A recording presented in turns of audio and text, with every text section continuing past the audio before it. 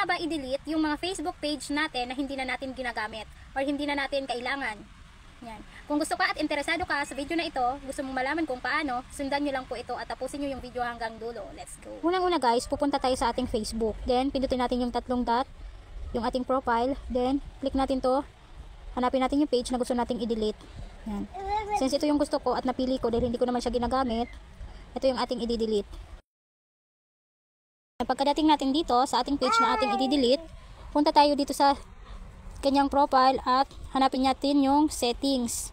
Yan, settings and privacy.